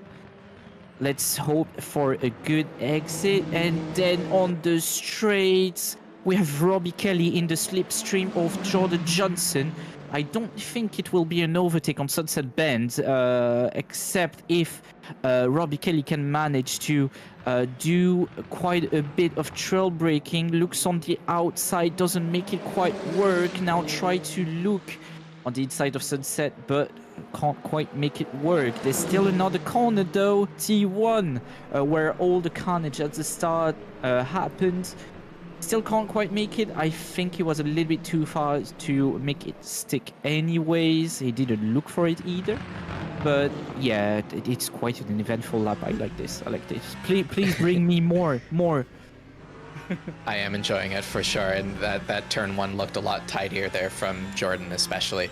But definitely this is sort of the phase of the battle where you are, in a car that is, has really similar pace to you. Little lock up there from Jordan, but is going to manage to make the corner okay. I think that's just one of those little micro locks that you get just, as you're braking hard into a corner, and those can definitely wear out your tires a little bit over the course of a long stint, but typically it's not going to throw you off too much, so you can get away with a little bit at the very least. But this is the phase of the battle for RK at the very least, where they're going to be looking at, okay, where am I faster than this car in front of me? Where is the time coming from, and where might I be able to sort of set up an overtake around here? It's definitely going to have to be, I think, on one of the two really long straights, preferably the one leading up to Sunset, because that was the first time through that one that Jordan felt the need to go more defensive, as we are about to head onto that straight again in a few seconds time. A little bit unstable there from Jordan, and I think RK might have just gotten a little bit better of a line through there.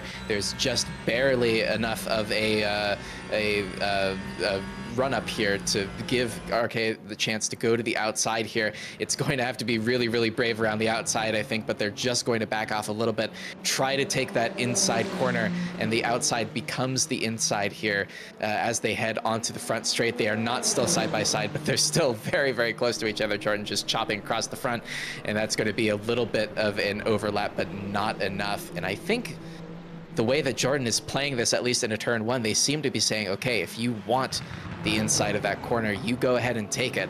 I'm going to take that outside. I'm going to get the better exit, and I'm going to use that to be able to try to defend from you. But this battle is going to continue at least one more lap. A little bit of a slide by Jordan Johnson there, but yeah, it has been very good fighting. I love watching that. I'm actually on Robbie Kelly's view right now, and they are still going at it at the moment, as we see Parker Olsen and Luis Alfonso, who managed to get close to Parker Olsen, and we are now looking at two fights, one for the first position and then one for third on the podium. Bit of a late braking for the Toyota there, sticking to Parker Olsen still. I don't know how the Toyota is under slipstream and under dirty air, but I don't expect it to be good because, well, those are hypercars. Going into the fast corners of now I think it's turn 8 and turn 9. They are going to go for no, that was turn 11. I don't know my corners anymore. So There's yeah, too going many, into it's turn fine. 13. Yeah, it's like the same colors everywhere. Florida moment. But basically going into now turn 15, turn 16, and we are now going to look at something interesting, maybe, because they are maybe going to fight on the straight. It looks like Parker Olsen has managed to do quite a bit of a gap between them and Luis Alfonso, though Luis Alfonso is still catching thanks to the slipstream going into Sunset. Luis Alfonso looking on the inside but can't quite make it. Still goes on the inside, actually can make it. I'm surprised. That wasn't expected on my side. So going on the back of Parker Olsen again, trying to get the slipstream again, can't quite make it, but goes on the outside and tries to do a switch back, can't quite make it either. It looks like the Toyota struggles quite a bit under dirt here. I'm also seeing a little bit of a locking from Luis Alfonso, but yeah, good fight from the two of them. There's still Johnson and Robbie Kady going at it. Stop. Why is everyone fighting now? Well, it's giving us a lot of entertainment up here. It's actually, and it seems like it's just kind of deceptively difficult to overtake today for whatever reason. It seems like the defending car typically seems to have the advantage, at least through Sunset and also through turn one. I mean, we saw on that straight that a gap of even the gap that they had going into that one was just a little bit too much to try to get an overlap, as that's one car in the pit lane as we see two Ferraris going down the straight, and I don't know if this is going to be enough either.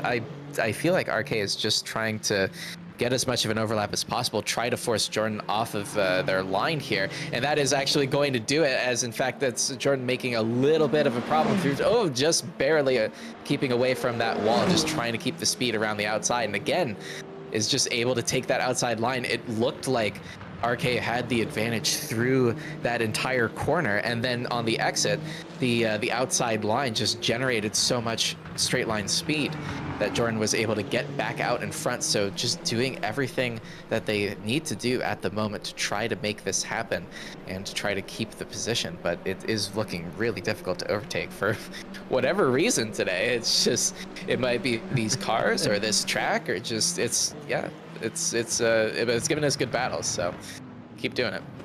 There is some traffic coming up on the forecast, especially for the top two. So there might be a little bit of, I wouldn't call it dirty strategies, but try kind of using the traffic to at their advantage. Though usually the people here at Simufur are trying to make it as clean as they can and trying to let the faster cars go past. So I don't think they would be able to use the traffic at their advantage. But yeah, it looks like Robbie Kelly now struggles a little bit to catch Jordan Johnson as we go on the fight between Parker Olsen and Luis Alfonso. I also read on the chat that I'm going to cast Explode on one of these. No, I do not wish the cars to explode. Thank you. Why would they explode anyways? We see, I think that is Robbie Kelly going into the pit lane. They now have 8% virtual energy, so they are the first one going into the pits. And by first one, I mean first one in a normal pit strategy, because we saw Adrian Newt going into the pit lane earlier. We see again Parker Olsen, and we see the big sniffer of that Toyota right behind. It looks like Luis Alfonso struggles a bit. Maybe Parker Olsen is defending quite hard, but I wonder if there's also a little bit of that dirty air acting a little bit. Looks like the Toyota isn't really happy in the dirty air there. I mean, I don't think really anyone is happy in the dirty air. We've seen the Ferrari also really suffer from it. And I think it's just, if where you have the advantage is in the corners, then it's just it doesn't seem like there's too much that you can do, at least, trying to get on this straight line. So Arcade dropping into a pretty good spot here, dropping into P6 and with plenty of clear air in front, although they might get rather quickly onto the back of Tyler Van Beek, so they're going to be hoping that Isada is going to be coming in for their pit stop pretty soon, which I think for most of the grid they should be. We're getting right around to that pit window here with 15 minutes left in our session, 15 minutes and change, I should say. But definitely, I think RK is going to be looking for those cars to sort of part out in front, and we were seeing that they were both catching up to the traffic, and I think that was just that was the right moment for them to go ahead and go in, as this is going to end up being the moment for Jordan to come into the pits. We've seen Jordan really nail the pit strategy throughout most of the rounds of this series, so we'll see if they got it right this time, or if RK was just able to get the undercut going. That's a pretty big slide there from Luis Alfonso, just trying to ring that Toyota all the way around. Neither of these cars going into the pit lane yet. I would have to imagine maybe for Luis Alfonso it would be fairly soon, just trying to get out in front of this, as it looks like Jordan is peeling away from their pit lane at the moment, is just on the exit. As it happens now, we were seeing Sarah Van Fiepland sort of trundling down to the end there. We'll see exactly where they end up here as RK is rounding out the front straight right now, and that is actually a really big gap between those two. So I think Jordan once again has nailed the in lap, and at a certain point probably will end up nailing this out lap and just continue to extend that gap. What was a direct fight on track has now become a gap of 5 seconds. So I wonder if RK just had a little bit of trouble coming out or coming in. There's a 7% virtual energy difference between the two cars, so I think that's also a big factor in this. I think Jordan Johnson is trying to do. Big lockup in contact between those two. Jeez, wow, that was a lot from Luis Alfonso going down the inside there, and that was really, really brave from them, but managed to get the car stopped. We've seen some really big braking maneuvers from the Toyota before at Spa and at other tracks, but that was really, really huge, and it didn't look like Parker just couldn't hold it around the outside, and that's There's also quite a bit of damage. There's also quite a bit of damage on Luis Alfonso's side. As I'm looking right now, the rear is quite a bit damaged. It wasn't enough to move the rear wing out of the way, but it was very close from that, as we see the two of them going into the pit. So we are now watching the fight going into the pit lane, which is quite impressive. I think that's the first time we see that on the series. Two cars next to each other, fighting each other, and then going into the pit lane. Both of them are going to be filling up almost the same, if not the same. So we'll see who's able to sort of get out in front. Parker Olsen with the pit box out in front of the car of Luis Alfonso there. Luis getting out first, it looks like, and I think they might just have enough here. Oh no, it's going to be Parker Olsen back out in front into the fast lane. I was almost wondering if they were going to get really, really close to each other, but it looks like Parker has jumped the Toyota of Luis Alfonso in the pits right after that, all of that hard work under braking to get that move done, and now they're going to have to do it again sometime in the next 12.5 minutes. That is quite difficult, to be fair.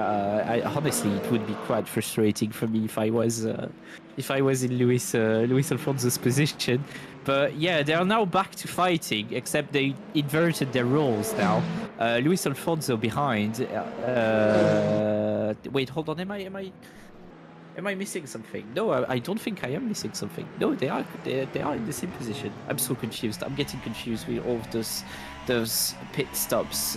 Talking about pit stops, there's going to be Tyler Van Beek going into the pit lane at the moment, as we see him now. He's being followed closely by Jordan Johnson at the moment, who's still virtually in first position, and Robbie Kelly is right behind, I think 3.6 seconds behind, as we see right now on the stream HUD. There's quite a bit of a difference between Parker Olsen and Robbie Kelly. There's 25 seconds. Wow. Can someone tell them to leave some for the others? That it looked like that Isada was just held up Jordan by quite a bit there, it looked like. So about a second and a half maybe that they lost behind that car with the late pit stop from Tyler Van Beek there. We'll see where they end up. towards the end of this, but that gap has come down from over 5 seconds now back down to 3 seconds. So we'll see if RK is able to put in some heroics here in the last few laps. Only 10 minutes left, and around a long track like this, it's going to be pretty tough for them to get back up there. Not a lot of laps left around here. So Luis Alfonso, again, very conscious of the lap time. That was just a little bit too far outside on that on the exit of that turn 16 onto the back straight here, so that is not going to be enough of an overlap to make this happen. Taking a little bit of a tighter line through there and sort of trying to open it up. Not really too many cars that we've seen actually hitting the apex of that turn as we throughout this race, I would say. But this is still our closest battle on track. It looks like the gap going down a little bit between the two out in front, but this is still our biggest one, as that was a pretty big mistake there from Luis. Managed to keep the car on the road. Actually didn't really lose all that much time, if I'm being quite honest. I mean, that hard packed dirt out on the outside of turn 1 perhaps helping with that a little bit. But these two are actually not that far from Sarah either, so Sarah may catch onto the back of them towards the end. We'll see what happens. Right now, there's 1 second being lost by Jordan Johnson on Robbie Kelly. So Robbie Kelly is catching quite a bit between the two of them. But right now, we might see another fight going on at the moment between Fabio Sol and Sarah Fiplant as we go back between Luis Alfonso and Parker Olsen. 0.2 seconds of a gap between the two of them. Luis Alfonso was trying to maybe play the I'm trying to go on the left of your car and make you scared, and then doesn't quite do the move. But yeah, very good fight between the two of them. It's a respectful fight. Even though there was a little bit of a contact, I don't think it was intentional in any way. So we see Luis Alfonso maybe getting a better in the sit. No, it doesn't look like it, but it's still... He does still have the slipstream behind Parker Olsen. So we maybe see a move in turn 17, in which we go right now. Luis Alfonso, who's going on the inside, locking a little bit. Contact between Parker Olsen. Parker Olsen goes right into the wall. Luis and... Oh no. Oh no, and Sarah Van Fiplant takes it all. Goes back to P3. No, P4. Not quite P3. I think I got a little bit too excited.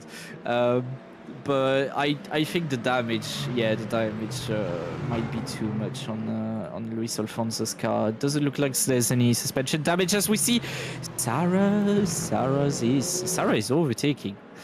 Oh, and we see another car behind. I think that was Luis Alfonso's car spinning in the background. Yes, we see them now on the stream. Oh, that's such a shame. I think that might be one of my things again. Luis's race just completely unraveling in 3 corners, really. I mean, that was just absolutely brutal between the two of them. I think there was just like, I don't even really think that Luis was actually trying to go for that move, but it was just a little bit of a lockup there from Parker Olsen in front, and that was just enough to give them the opportunity. And then both of them sort of trying to get on the power as much as they could, and just getting too much to that line. I actually thought that crash was going to be so much worse than it ended up being, because it almost looked like Luis was heading for that wall at basically just head on at that point. I thought that was going to be them completely out of the race, and honestly at this point it might be. They're going to continue actually around for another lap, so that damage might not be enough for them to consider pitting to repair it. I'm sure with probably, less than 7 minutes left in the race, they're just going to be trying to nurse the car home at this point. But that's basically, Sarah Van Fiplant there to just pick up the pieces with them, continuing to sort of get argy-bargy with each other down the main straight as well. So definitely no love lost between the two of them there. Parker's still running up in P5 at the moment. I'm sure they're probably carrying significant damage from that as well. So Fabio Sol as well picking that up as well, picking up a P4, which if they can finish there would be fantastic considering where they've started on the grid. So yeah, I mean, this isn't the first time that we've seen Luis Alfonso's race come undone from contacts or mistakes or just things getting in the way of finishing in the position that perhaps they deserve, and they may lose one more yet by the end of this one, as Tyler Van Beek is still coming onto the back of them, fighting for that P7. Maybe a little bit too far, but that's racing sometimes. Yeah, Luis Alfonso hasn't quite been lucky with their races, seeing what happened on Spa and now on Sebring. It's quite a shame, as we see Parker also. Was that No, that's Adrian Newt! Adrian Newt missing the braking on Parker also. What's happening? Why is everyone spinning all of a sudden? Is it the tire damage? Is it the tire degradation? I'm so confused. Why is it every time that I'm talking, everything's happening there? Please, please. But yeah, Adrian Newt is now fighting against Luis Alfonso because of that little spin. So they're now going into, I think that's turn 15 right now, and turn 16 afterwards, as we see the little Isota of Tyler Van Beek right behind. Tyler Van Beek, who might now is in a good position to potentially get P6 because of what's have been happening those last few laps. There's so much happening. Can we catch a break, please? So much. Multiple pirouettes there from the Alpine, so that definitely will not have helped Newt's tire situation at all. I'm sure that they're probably feeling very, very even bumpier than usual around this track. That steering wheel almost shaking loose there, I have to imagine. But it might be a little bit too much damage here for Luis Alfonso to realistically try to go for this position, but it may be enough for Tyler to go for it if they're able to get around. I think Alfonso's still... Whoa, careful there. I think it looks like Luis Alfonso is still lapping quite a bit better than Tyler Van Beek there in the USADA, so it may be that they're able to just hang on to this one, but this may be the best that Luis can hope for in the rest of this race. Meanwhile, it looks like Fabio Sala is still fairly close to the back of Sarah Van Fieblen there in P4, P3, so this may be a battle as we're coming up to the lap traffic here as well. So that may have been actually why that gap came down. Sarah Van Fieblen having to navigate the traffic. Now Fabio Sala is having to go through that same traffic. They're now together on track, though, with that car cleared. So it's going to be a straight fight between these two for the last 3 minutes. That's definitely going to be 2 laps by the end of this. Although it depends on when Jordan crosses the line, because Jordan has been going quite fast in this one. I think we've seen a couple of times, or at least once that I can remember in this series, of a car crossing the line basically in the last few seconds and adding an extra lap perhaps where they didn't need to. But I think in this case, Jordan has enough of a gap to try to back off a little bit and just reduce the lap count by 1. That may be helpful for them. But yeah, the gap between RK and Jordan mostly neutralized at this point. They are lapping around the same pace at this point. So that looks like Adrian Newt getting around Parker Olsen there. That must have been a fairly big mistake from Parker for that to happen. So Parker perhaps in danger, and then these two back together again in the last few minutes. We'll see what happens. Parker, as of now, Parker also is struggling quite a bit. His last lap was a 153, while his best lap is a 148 flat. The issue is Parker also has suspension damage, which is why you may have seen them wiggling a little bit, as we see Luis Alfonso maybe looking for an overtake on Parker also. But yeah, poor guy is struggling a lot because of the suspension damage, because of that incident happening earlier. And they are now fighting again. I hope nothing's gonna happen, as we see going on the insides. I think that's the lap car of... That wasn't the lap car, actually. I'm confused. So that was Vic there. Yeah, I think there was a little bit of a contact between Tyler Van Beek and Vic de Vries. A little bit of a confusion maybe on the lap car. And now Tyler Van Beek, who's in P8, will try to get by Luis Alfonso. But yeah, a little bit of confusion, maybe even on the drivers. but it kind of makes a gap again between Luis Alfonso and Parker Olsen, though I think Tyler Van Beek, Luis Alfonso will catch Parker Olsen quite fast. Yeah, I just like panning over with Every that camera time. and just seeing a Toyota just absolutely Yeah. parked on that apex. Very scary thing. Every You time. don't I ever saw really it. want to see that as we getting into the last few seconds, the last lap perhaps of this race, and that gap very comfortable out in front. Jordan's just going to be looking to bring the car home. The gap not so comfortable perhaps for that group of 6, 7, and 8 down in sort of the last few ones of this one, and then Luis Alfonso actually getting right back onto the back of Parker Olsen now, so perhaps the pace difference being slightly larger between these two. It's I'm having a hard time understanding which car is better as Parker Olsen gets off the track there. That was a big mistake there on the last part of that track. They're going to lose 2 positions from that one, so it's going to be tough for them to try to salvage anything from this at this point. Luis Alfonso somehow back up into P6, which is around where they started. Big lockup there from Tyler Van Beek. That might just have given the opportunity there for Parker Olsen to get around. They're still side by side though, and Tyler Van Beek, I think, just having enough of the straight line speed there to get around. Jordan Johnson still, crossing the line here, has no idea what any of this is going on, and will take victory here at Sebring. And Robbie Kelly crossing the line there in P2. Sarah Van Veupen will cross the line, or sorry, Fabio Saul will be crossing the line 33 seconds after the both of them. Just coming around to the main straight right now. That gap coming down between them and Sarah Van Veupen, but not enough to really affect things, I don't think.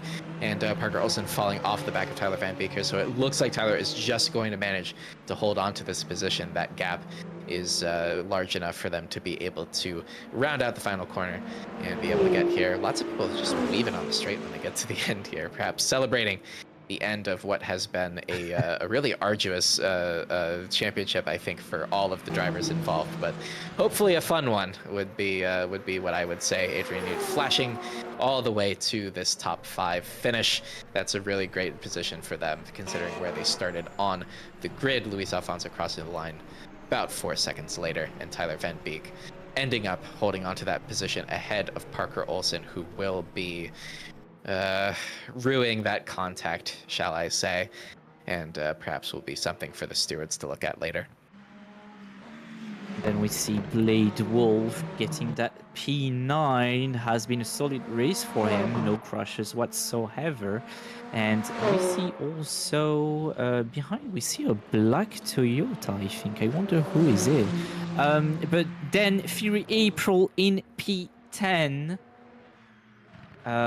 So we are seeing now the lapped cars, basically. So the Ferrari of Fury April, who's going into the exit of the Sunset Bend and getting that start-finish light. That sweet finish.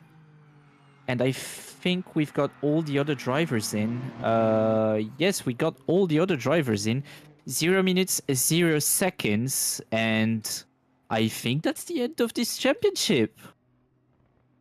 That is indeed the end. So everybody gets into their pit boxes, their little tents there, the team tents, as we get some final shots here of this racetrack that has produced a race, I would call it. But we're gonna have RK here on in a few moments' time. Our reigning champion, despite finishing P2 in this particular race, it still was enough points for them to try to secure this championship. And it was a great one, I think, and we'll definitely be interested to see what they have to say here. We'll have that for you in a few seconds' time, but absolutely, I mean, just we keep having these races in this championship where it's just one thing after another, just unraveling people's races, and I think it's just you drive these cars for an hour, it gets really hard to be consistent. And I think that's mostly just what we were seeing, just people getting caught out. It gets quite frustrating, but yeah, I'm sending you the mic back to you, Kady, because RK, Robbie Kelly, is gonna go by for an interview. Sure thing.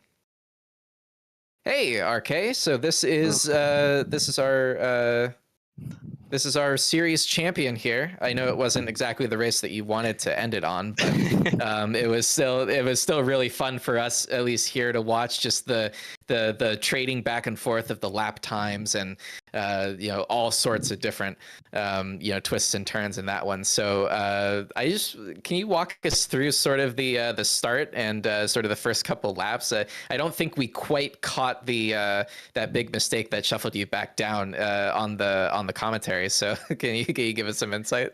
Yeah, I don't like to make things easy on myself. Like, so I just clipped a wee bit of grass, and then the car just completely went. Like, but at least I just kept it out of the wall. But yeah, then after that, I was just trying to fucking get back up through the field. Like, but yeah, couldn't do it at the end. Pit stop. I always overfuel too much in the pit stops. Like, so yeah, it's not ideal. But sure, look. Anyway, championship won anyway. Yeah. I mean, I think that just comes down to the consistency, honestly, that we've been seeing. Like we were just talking before you came on about just trying to drive these cars for an hour. It's really tough to sort of stay focused in the cockpit there.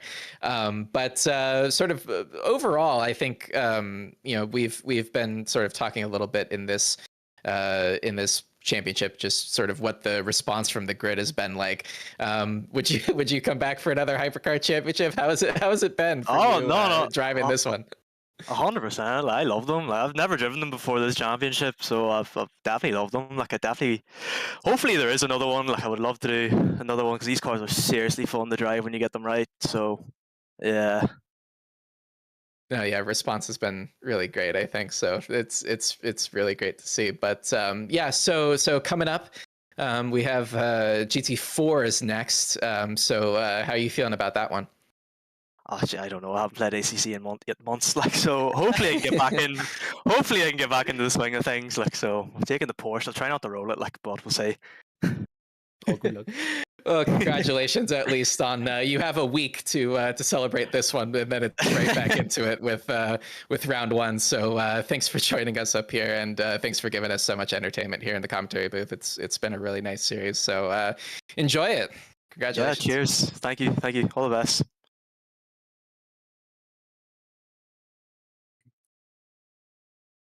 So I'm not sure if we're going to be seeing any replays for this one, but it's going to be, yeah. So this is it. I feel like we just started, honestly, or I bounce back and forth between feeling like we just started and feeling like we've been driving hypercars for months, but it's been ups and downs. It's been a lot of tracks that have been really unfamiliar for folks, and unfamiliar cars as well. But I think by the end, we were getting some really, really good on-track action. And, hey, season 2, what do you think? I mean, if there's a season 2, I might even drive it. Who knows? But it looks like everyone has enjoyed themselves driving the cars. I mean, like you said, those are new cars, and sometimes even new tracks for.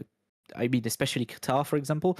I don't think anyone has driven Qatar, except if they already driven it on LMU. I mean, but I think it has been quite a frustrating season for some people. I'm especially thinking of Luis Alfonso, that was a good start of the season, and then had struggled a little bit on the last races. And yeah, but globally, if you look at the thing globally, it has been a very good season. Yeah, no, I can't agree more. I think it's been really, really fun to just, I mean, I think even if we don't do hypercars again, like more Le Mans Ultimate, please. This game is great. And I think we still have plenty of car classes to explore. So we could come back for any of those. But in the meantime, as we've been saying, and as I said, sort of at the tail end of that interview, in 1 week's time, we're going to have the opening round of our GT4 Season 4 on Assetto Corsa Competizione. That one is going to be at the infamous Watkins Glen, so from one American track to another, and we'll be seeing how our drivers will be navigating that one. And then in about 3 hours' time, we're going to be opening up the Rally Championship is going to be available for folks. We're starting at Rally Estonia. in EAWRC. So we saw a little bit of rallying today, a little bit too much rallying for the hypercars. But we're going to be going on to cars that are actually designed to be run on dirt. And that's sort of an asynchronous one. So you can jump in, do as many stages as you can in a single sitting. You can come back later. I think that's a really good format for rally at the very least, where, you don't necessarily need to have everybody running at the same time. And we'll be bringing results for that to you throughout the weeks, as well as our results for GT4, which you will also be able to catch live here every Sunday at exactly this time. Any final thoughts here, MNU? Please don't crash. Please don't crash. I'm not good at speeches. Well, that's us from the commentary booth. Thank you so much for joining us for all of these, for all the rounds of this series. I certainly haven't for all of the rounds, but it's been a delight to be here up in the booth with you, MNU, for this series. Thank you again to Denak for providing our fantastic broadcast coverage. And we will see you next time in much slower cars. So, yeah, have a great night, and we'll see you then. Bye-bye.